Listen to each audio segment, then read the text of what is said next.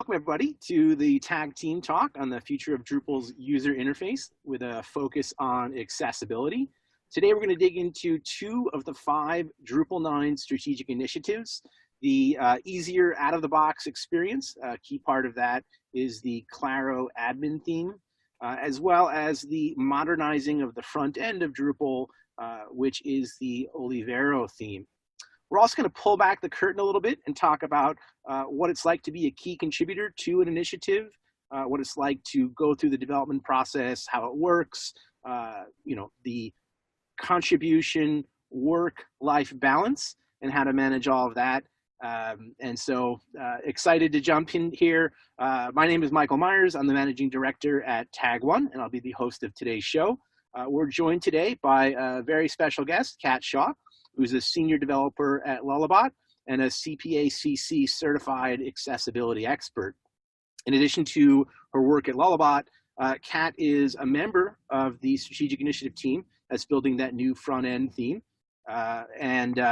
She's also a contributor to the Modernization Initiative, the Claro initiative.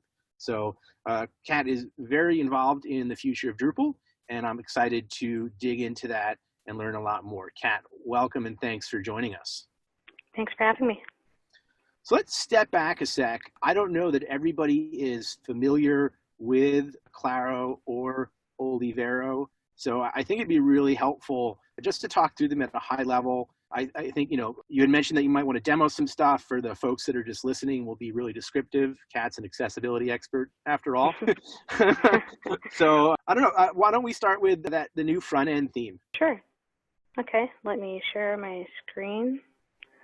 Hold on one second. Okay, can you see my screen okay? Yep. And do you see Olivero? I do. Great, okay. So this is the beautiful Olivero theme. This is the front page. So this is a demo site that we have created, and we have a link that we'll share obviously with the people that ends up redirecting to this site. So we're just in desktop view right now, and if I just go through as a regular user and I hover over, you can see that it has drop downs now. So over here, and has a search. Oh, wow. Yeah, so it's pretty snazzy-dazzy. So if I go up here, and I'll just refresh it, and hopefully it'll come up here. It's really cool. It's using Tugboat, which is a pretty cool tool that people should check out. Tugboat's the Lullabot CI system and automated QA testing? Yes. Yeah, and we use it for all of our testing for all of our PRs, and it's a really great because we can just automatically test each one of our PRs right then instead of having to pull it into our locals. So awesome. It makes life a lot easier. So if I just tab through, you can see the first item that you see on the screen is skip to main navigation, skip to main content, which is always what should be the first item. So if I would just tab through that, you can see it goes there. You can tab through the admin menus, so that's much better accessibility with keyboard navigation. Yeah, so I'm going to go ahead and go back actually and just get through this. Is that something that existed historically, or is that something that's new in Olivero? It should have always existed, I believe. So in Drupal. So I think that's a Drupal thing. But that's a good question. So I'm going to go back in the navigation. And you can see that each item on here is keyboard accessible, which is very important. And it also follows a specific order, which is very important. Sometimes you'll find a site you tab through. So I'm going backwards right now. But you'll find a site as you tab through, it might go from, right here to the bottom of the site back up to the top. So tab order is very important. You can see that you can have keyboard focus on each item so a person visually knows where they're at on a page. So you have users that use a keyboard exclusively, and they're able to know exactly where they're at as they go through the site. So that was a very, this is a very important thing when it comes to Olivero, is accessibility and usability. But accessibility is one of the things that I focus on. So that's what I love about it.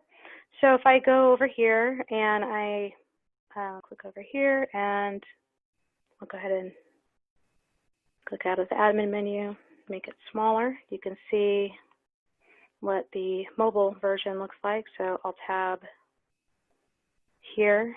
This is the mobile menu. So is it just responsive? When you Yes. increase the size, it automatically shifts into this mode? Yeah, that's right. It's a responsive site, and again, each item is receives keyboard focus properly in the right order, and also receives focus, visual focus. And color contrast was also checked on each item.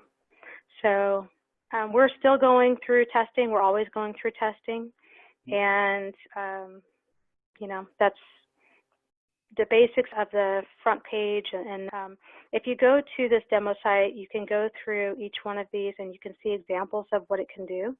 So I can go here and go to a job application, and I can see a pretty good sized form. I'll click apply, and you can see what the error messages look like.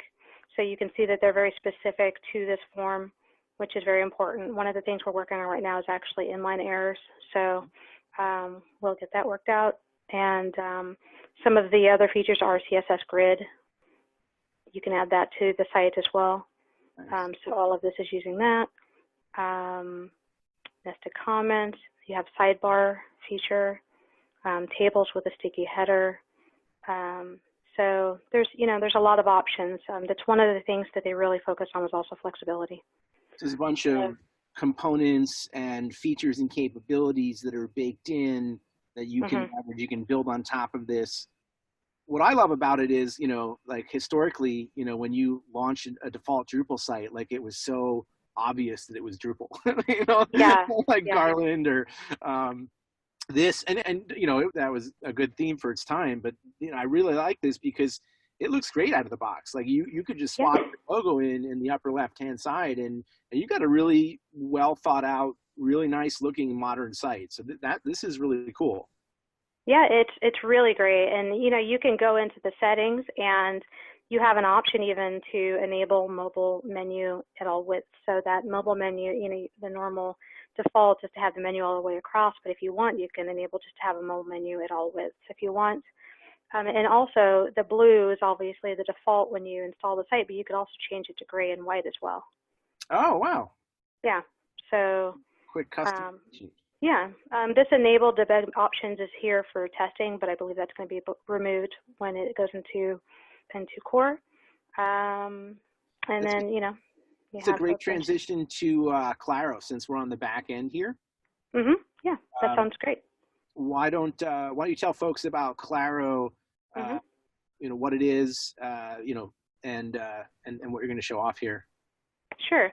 So Claro, Olivero is the theme layer for the front end, if you want to say that, and Claro is the theme layer for the admin interface. So if I go into content, so this Olivero demo site is using Claro, and it basically is, what they did is they created a copy of 7, and then they rethemed all of the components for it. So, and they made sure that accessibility was a key feature when they did that. So again, if you go through all of the elements, you can see that they receive a very obvious keyboard focus, and it's very usable. Let's see if we go to, what would be a good place? A status report, perhaps. You can again see that the add to default shortcuts pops up, and you can see each item very clearly. So you have a lot of different features. It's very clean. If you go to the block layout and you wanted to look at the demonstration, it's just pretty much the same there. But it's just, you'll just notice it's just a lot cleaner. It's not as just gray on gray on gray. It's got some color to it, but it's still very simple and clean and clear, and it has a lot of space around it. The navigation and everything is by default now. So yeah, that's pretty much it. So awesome. So improving the end user UI, improving the site admin and site builder UI, making Drupal a lot easier to use makes a lot of sense. I think that's where a lot of criticism from Drupal has been placed. And I'm in his Dries note last week, 2 weeks ago, time is flying, at DrupalCon, Dries announced, these 5 initiatives for Drupal 9. In the past there were 9 or 10. So he's really focused them down. 3 out of the 5 are front end, Claro, Olivero, and then there's the, APIs for the decoupled, front ends and menus and whatnot. But what's your take on that? Do you think that that is the right focus for Drupal? Yeah, I think that, I know that with both of them, that's the thing about both of these. If you'll notice that they both have a lot of similarities. They both really depend on having a very clean look and feel. They both want to focus on having flexibility for the users. They want to have an ease of setting up and use. So that's what's really great about both of them. They're visually clean. Being visually clean is very, very important. And I know that for both Olivero and Claro, that the way that Drupal is perceived by people like new users, stakeholders, new developers, everybody under that umbrella is very, very important. So, when you first set up the site, having it be a very simple install was a very important thing, and also just having it look nice and very clean and being impressed, like, oh, wow, and so that was very important. So I definitely think that the front end and being clean and accessible to all users, all of those things were very, very important. The Claro, Olivero, they looked really impressive to me. Where are they in their development cycle? Are they 50% done, 80% done? Do you have a sense of how far along these are? When we're going to see them as a default core feature? Well, Olivero is, I'd say it's maybe about 60% done, maybe. It's, about there, but it's hopefully, it'll be experimental in Drupal 9.1. That's what we're shooting for right now. And we're shooting for it to be the default in 9.2. So we're really working really hard on it, and we definitely would love help to get it there. It's going really well, though. People are really excited about it. So, and Claro, I'd say it's about 80% there. So right now it's actually in Drupal. It's been there since 8.8. So the goal is to get it to be the default admin theme. There's a code freeze in October, and that's for 9.1, as I was mentioning, and it's in there, I believe, as a beta right now, and they're trying to get it as stable. So that's where those two are at.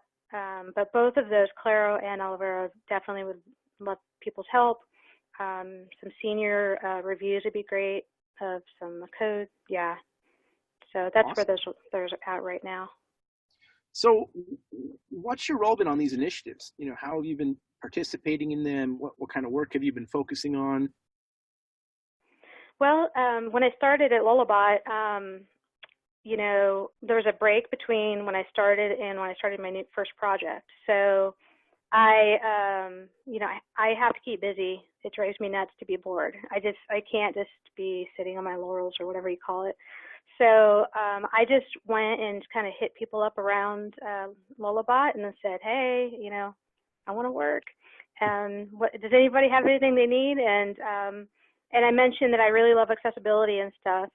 So when I did that, I automatically talked to Mike Herschel and Christina right away. So Mike Herschel is obviously with the Olivero project, and Christina is with the Claro project, and they were very excited. So what I did is that both of those projects obviously already existed, and so I worked on both of those with the designs, the Figma designs, on finding and reporting and creating fixes, if you want to, just in reporting, fixes for those issues that I could find. And also giving ideas on the designs for, like, for instance, on Claro, we were going through the inline errors for forms, trying to figure out how to make it so that would work for people that are colorblind. So at the time, the inline errors were red under the form fields, but they didn't have any other kind of indicator that there was an error. And so we were talking through that and trying to figure out what would be a good way to specify to somebody there was an error. So it ended up that we used icons. So, you know, things like that. And what are the best ways to show errors to users and everything. So that would be an example of how we did that. And with Olivero, it's, you know, same kind of thing. They're both obviously set up in different ways, so, and they're at different points. So how I worked with both of those were a little bit different, but what I did for both of those are pretty much the same. I feel like a lot of people think that, you know, core development, strategic initiative development is like a secret cabal. Like, is there, you know, are there a lot of people working on this? Is it a small core team that's doing the majority of the work? Are they, you know, you were referred to this by awesome people at Lullabot that are engaged in the community. Like, you know, is it easy to find and access? And, you know, so just give me a sense of like how that works. Well, yeah, you know, it's interesting because I don't, you know, before I started, I didn't really know much about it. So I do think that it's something I can see how people feel that way. But definitely for Olivero, I'll just start there with the front end theme. That work is mostly done through the Olivero team, but they have tons of volunteers that help out and that, you know, create patches and test out things and do all of those things. So it's not just one core group. But the Olivero team is, you know, mostly through Lullabot, but there's also, I shouldn't say mostly, there's a few people through Lullabot. There's also people like Mike Gifford and Andrew McPherson, and there's people on the accessibility committee, I don't know if you call it the committee, with Drupal, the Drupal core group that we meet with a lot. So those people are very, very involved and help us out in getting Olivero right on track. And they've also been obviously involved in the Claro project. So it's interesting, you know, the core group, when you call like the super core group, I actually have never had a meeting with the super cabal core group in Drupal, but I've had meetings with the accessibility group and they're awesome. And I think that what happens is they delegate out to their specific groups like the accessibility group and the security group and whatever other groups they have. And those groups are the ones that kind of lead the way in what's going on. Obviously, I do know that I talked with, you know, I met with the teams this week, both teams, and they did mention that before I got into both projects, Dries and the top people were involved in the project. So it's not like they were never involved in the project. They were involved in the projects. That was just before I was involved. And the security team is a secret cabal.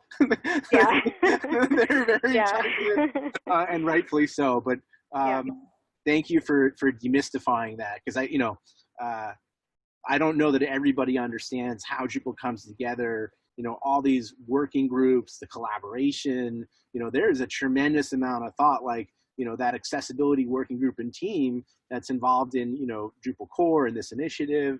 So. Great to hear that there's a lot of people focused on this. Yeah, I'd say if anybody wants to get involved, the key ways to get involved are obviously to go to the project page. There's links on the project page for Olivero and Claro. And Claro is in core, but you could still find the project page for Claro. There's several other pages for Claro that help. And then after that, Slack is the #1 way. Drupal's Slack page has rooms for those as well. So you can get involved very easily. Drupal 9 has a meeting on Mondays, Monday mornings at 9:30 Central, I think. 9 Central, I'm so bad. For the front end theme. So if you want to get involved in those and help out, you can definitely be involved in those. Very open. So just, definitely hit me up or hit anybody else up, and we'd love to have volunteers and have people help out. Great. Can you take us through a quote unquote day? It would be awesome in the lens of an example to, get a sense of, how you do your work on this. Can you kind of walk us through that? Yeah, I mean, when I'm able to work on it, I should say, do you mean like a general day altogether, or do you mean a day on these? I'm sure that you do work over many days. Yeah. That's what I meant. Sort of like, end to end. You mentioned earlier how you're looking through and you're reviewing designs and you're finding bugs. Maybe you could talk us through that a little bit. Okay. The details of that process. Sure. Yeah. Like I said, I started a little bit later, before, after they had done it, but I do know that when it comes to like the design process at the very beginning, the key stakeholders gave feedback. So as I was mentioning, that would be even Dries, Lowry is his name, Angie, Byron, Christina, and Gabor. I don't know if I'm pronouncing that right. So that would be the group that gave feedback on the designs. They had several designs, and they whittled it down to one, and then they worked with their specific groups on getting those designs worked out. For the Olivero team, they actually went and created a proof of concept. Mike created a proof of concept that was just HTML and CSS, and then tried to make that accessible and fix a bunch of the issues on that site. And then once that was done in, I think it was GitHub, then we moved that on to Drupal and created a theme off of that. For Claro, it was a bit different. They created the whole theme on GitHub, and it went really fast from what I understand, because I wasn't involved in that initial part. And then they also said that, Christina said that she got a lot of the buy-in from stakeholders at that point. And so that went really well. When I got involved, they had at that point the design in Figma, which is a product that's pretty cool. And we use that at Lullabot. It's like a web-based tool that you can use for designs. And actually, it's linked on the project pages. So collaborators and volunteers go to that, and they can look at the design for the themes and give their feedback on what they think should change. So when I was using that example earlier with the form fields and the error messages, that's what we did in that situation. So we went on there and just collaborated and reported tickets and gave our feedback on that on the ticket. So it sounds very similar to how we, at our agencies build and work with our clients. Yeah, it's very similar. Okay. It just happens at a massive scale. Yeah, it's like it's the same thing. It's just with a lot more employees. A lot more who mostly work for free, and yeah. So yeah, I'd say that. So. Cool. What's next? Like, what are you working on over the next couple of weeks, months? Where do you see your focus? Well, I know that one of the things for me that was difficult this past year was I was working on I'm new. I just started at Lullabot in September of last year. It feels new. I'm not going to be a year in a couple months.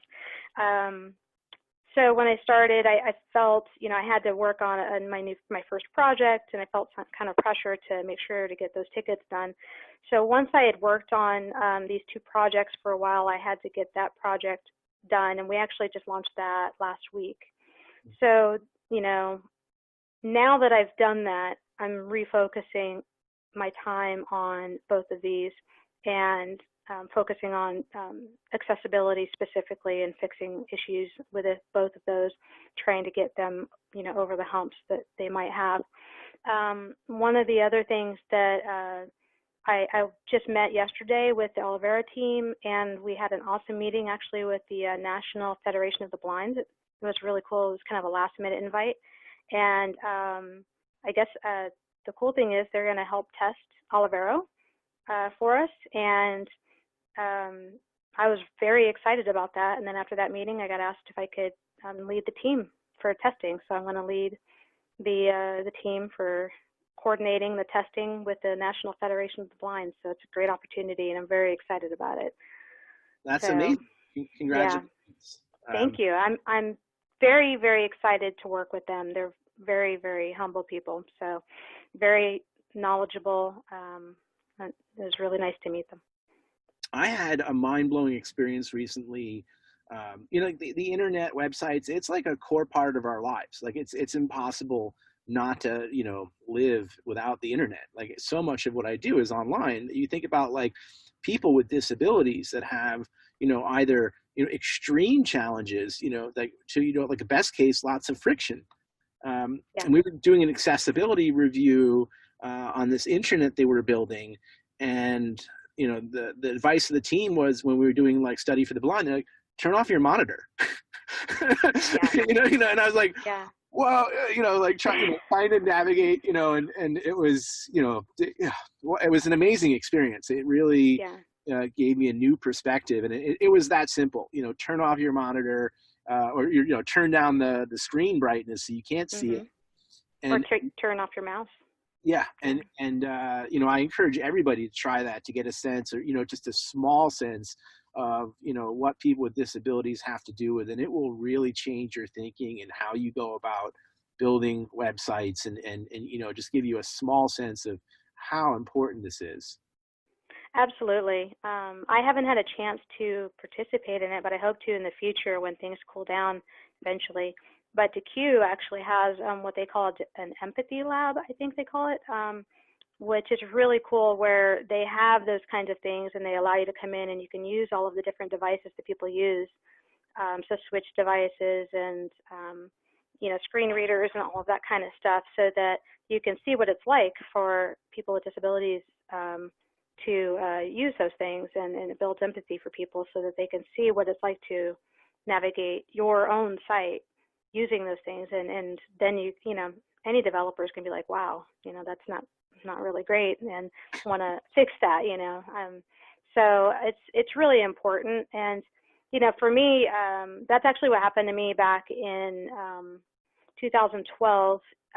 Like, so I worked at local government actually, and that's how I got my start in all of it. So I worked at Douglas County, Kansas as a webmaster, and you know, obviously accessibility and local government go hand in hand. And so I got, you know, some experience with it, and I kind of thought I understood things and did a little bit here and there. But then I went and saw a speaker. He was his name was Dan, and he worked for the GSA as part of the Section 508 group. And he did a presentation from the point of view of a blind user using a screen reader. It was the first time I had ever heard one. And it just it really blew my mind away. It was just amazing when I heard it. And I know it did that for everybody else in the room. And I just was changed forever from that. And I went right away back to the county, to my office, and started looking all of it up and just making changes right away. And I haven't looked back from there at all. I mean, it's just ever since then, I just became an advocate and just wanted to learn as much as I could about it and make changes to our site. And so, you know, just right after that, actually, I redid our main site and our intranet site because of that completely. So, and really focused on, you know, developing with accessibility in mind instead of doing a site and then checking it for accessibility, which is what a lot of people do. That's it's amazing to see how you went from, you know, new to Drupal to participating in 2 of the 5, you know, strategic initiatives, like the most critical things behind the future of Drupal. That's amazing for folks that are out there to see, you know, the trajectory and your opportunities to get involved. I'm curious, you know, like it's amazing how many people contribute to Drupal. It's one of the most active open source projects. But like I said, they're not getting paid. You know, we have personal lives, we have family lives, you know, we have work lives. what's it, what do you like and dislike about contributing to Drupal, and what do you wish you could change? I like sharing. Sharing's my number one thing that I like doing. I like it at work. I like it when I back in the day when I used to go to camps and cons, and anything. It's so exciting. I like to teach people. I like to learn. So those are the things I like to do. I like the community in Drupal. That's one of the things that I fell in love with. I love the teamwork, and all of that. And obviously, for me, making accessibility a top priority is important, and meeting other people that do that is very awesome. So I get really geeky when that happens. In fact, I got really geeky when I was on that phone call yesterday. I had to just try to keep myself calm when I was had that opportunity to talk with the president of the NFB. So I'd say what I don't like is people that are closed-minded about accessibility. So obviously on the flip side, you might have clients that are like that. You might have developers that are like that because it takes, learning some new things, and they might not want to, they're set in their ways and they don't really want to go there. And, I just don't understand the importance of it, or, they don't. Yeah, they don't have empathy, and they just think of visual users. They're just visual. And so they'll create a beautiful site, and they've worked so hard on it to be beautiful and work and, and have all this flashy stuff. And then, they don't want to hear that, oh, well, it doesn't work for blind users. It's kind of like that Domino's case, where Domino's had, it was a great site or whatever, I don't know, but they didn't want to, better their site for disabled users, and actually went all the way, went to say we shouldn't have to, fix our site for disabled users. They ended up losing, but whether or not they lost or won or lost, the fact that a company would just say that and feel that way just really bothered me. And there's people that feel that way, and so that bothers me a lot. And I also the time it took it to take it to court, they would have spent a fraction on just making their website accessible. I mean, exactly. Crazy yeah. That, that if you are going to fight it, why not do it? Yeah, it was pointless, and also it's bad PR. I mean, I don't know who was thinking that was a good idea at all. It was just not very good. And I'd also say that, people that know, they're really knowledgeable about accessibility, just make sure you're not coming across in a condescending way. Really remember that people want to learn. And it's really important to remember that people are starting out just like we did at the very beginning, and we need to teach what we know. And I'm still learning a lot. I'm not a complete expert. I am learning. Everybody's learning, and so always come to things in a humble way, and always want to learn, and always want to teach people. Always want to share what you learn, and always want to learn. It sounds like participating in these initiatives has been, an amazing learning and even career opportunity. Working with the Association for the Blind and all these different groups and getting access to these equipment. It's a lot of that is out of reach for most people. So my pitch would be, the more you get involved, the more you're going to transform your career. You're going to be more successful, make more money, do more interesting things. So it's definitely worthwhile to get involved. My hope is that, these initiatives, Claro Olivero will solve the Domino's problem to some degree, right? If Drupal's providing out of the box these, beautiful, functional, and highly accessible systems, you don't need to be an accessibility expert. You can just build on top of these themes, and your site is going to be more accessible than most out on the internet. Yeah, and it's actually interesting you mentioned that, because in a meeting yesterday with Andrew McPherson, I hope he doesn't mind me mentioning, he mentioned that he wants to dispel the myth that an accessible site is ugly. It can be a beautiful site and be an accessible site at the same time. A lot of people think that if you're going to make your site accessible, it's not. It's going to just be ugly. You can have both. Yeah. Yeah. And with Drupal, we take all the work out of it. Well, not all, a lot of the work A out lot of of it, yeah. it. We create some other Yeah. work perhaps too, but Mhm. the balance is fantastic. Yeah. Any calls to action is, these two initiatives that you're working on, it sounds like there's a big community involved, but I'm sure that there's always room for, and a desire to engage more people. If folks listening want to get involved, where do you guys need help? Well, yeah, absolutely. I'd say with each one of them, I was mentioning their project pages be the easiest way to find them. And if you go there, they're going to each have a meta issue that's going to have a bunch of sub-issues linked off of them. So for Olivero, it's the meta issues called Add New Olivero Front-End Theme to Drupal 9.1 Core and eventually make it the default. So it's a really long title, but the goal for us is to get it the must-haves done for the beta release, and then the must-haves for stable release. And I know that we were really focusing on getting senior reviews for the code quality because we do have a lot of great volunteers, and we definitely appreciate getting more volunteers. But if we could get more senior reviews for the code quality and the accessibility, that would be really, really awesome because we have the goal to get into core.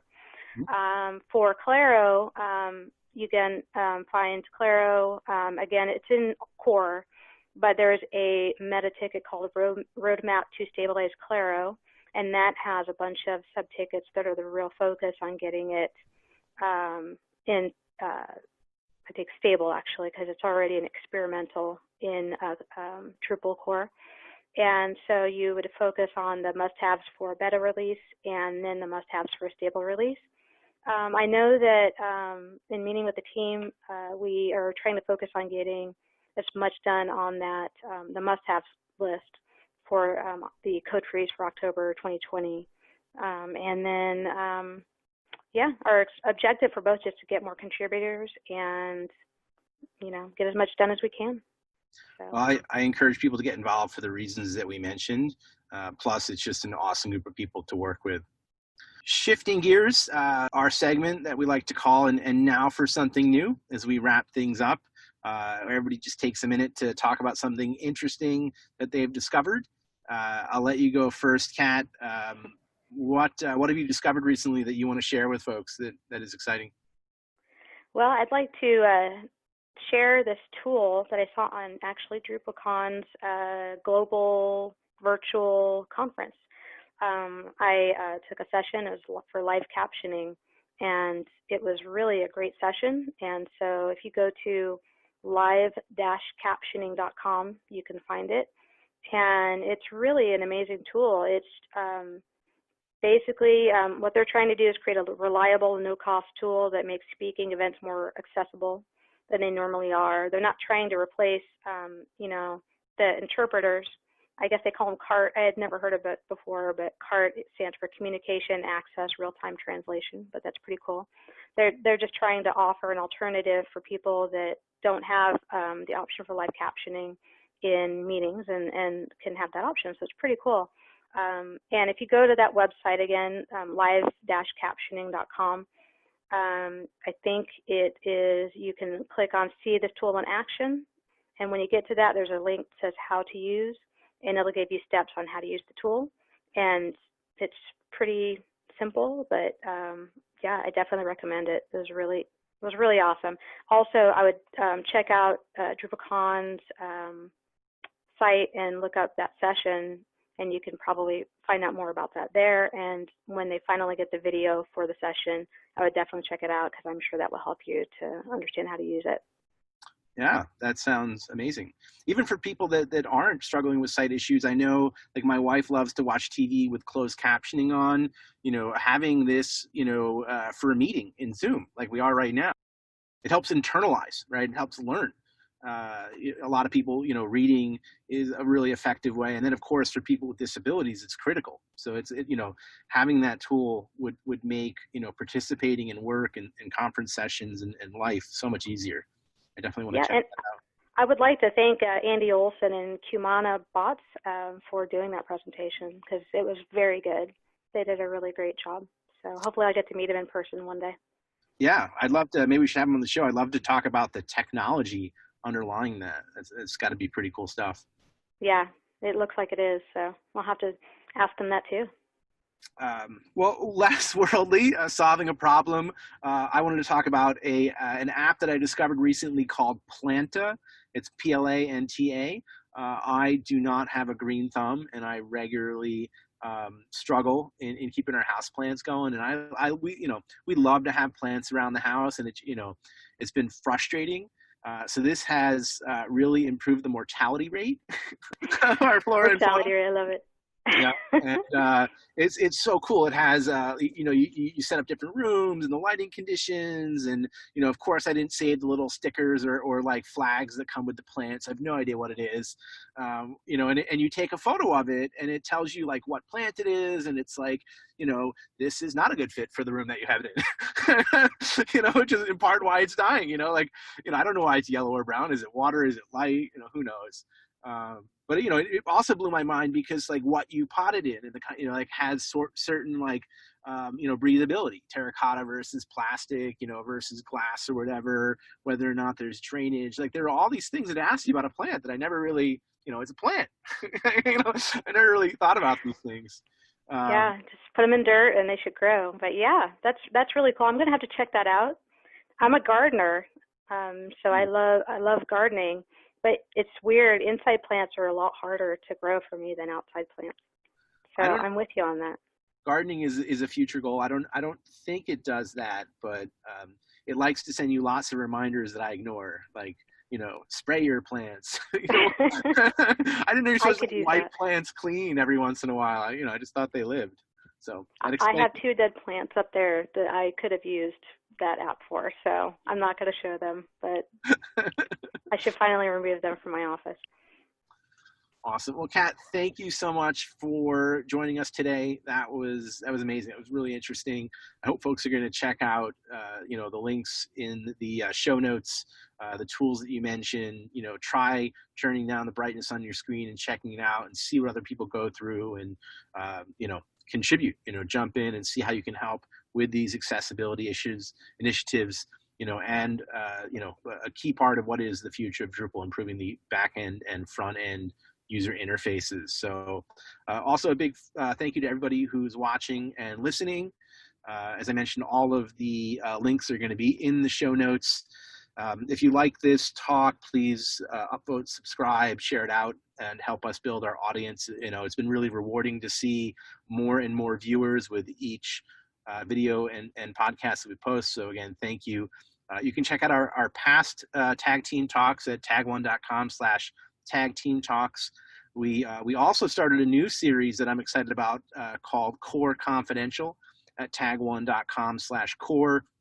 And this is where we have, the top core contributors, the core maintainers, framework managers, come in and talk about what's been going on over the past 30 days in Drupal, from the security announcements and like digging into those to, new features and functionality that are coming down the line to the process of core development. So it's fascinating to get insight into all of that.